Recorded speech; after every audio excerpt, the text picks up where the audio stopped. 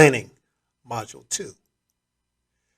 Our learning outcomes for planning are for the learner to evaluate and writing their actions due to a lack of planning, to list planning activities within a chart for a week, and to create a project within a timeline of steps to accomplish an academic goal.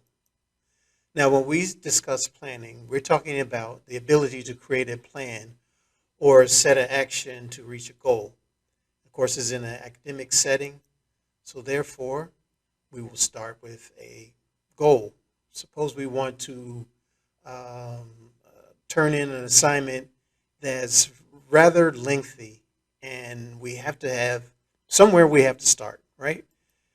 And so along the way, we have certain points. So this is a way that we can actually plan. So by such and such a day, I want to be in point A.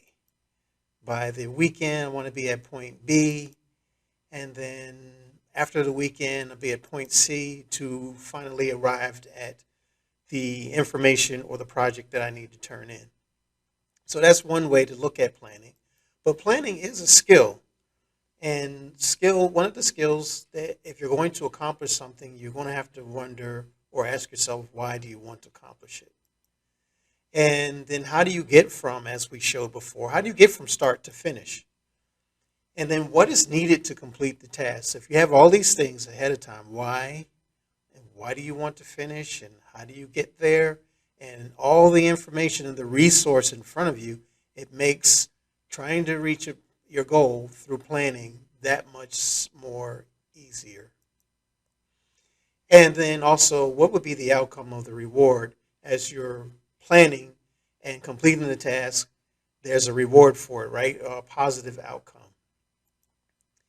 And then there's also consequences of not planning. And normally that happens when we try to cram everything in at the last moment.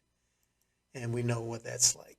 So give you an example of a planning or a deficit in a planning. So for this example, a learner must complete an academic task before the end of the day. So in the middle of the day, there's a social event like lunch or in the cafeteria or the library.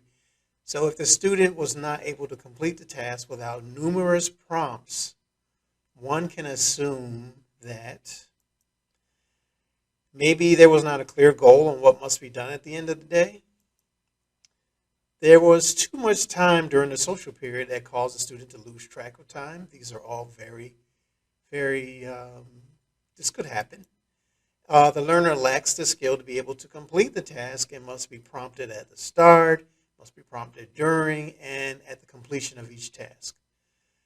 All three of them could be, but in this case, we're going to consider maybe the student has a deficit in planning skills in general. So what can we do about that? Well, a checklist. Checklist of places and times where things need to be done and how they're to be done. And then develop a routine so that way things don't get crammed in at the end and becomes overwhelming and frustrating for the student.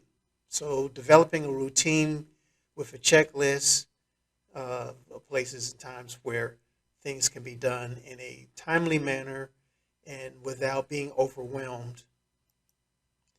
So planning is a skill. It's a fundamental skill of executive functioning, right? And it has to be continuously practiced because sometimes planning goes well and sometimes planning doesn't go very well, right? Especially when you don't plan. But the skill can be developed.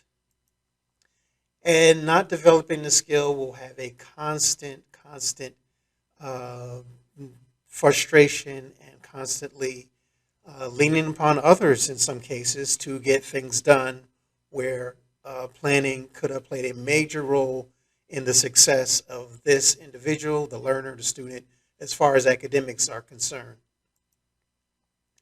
If you want to learn more about executive functioning skills, in this module, continue to read Module 2 content and complete exercise 1 or 2, and then complete the writing prompt. Thank you.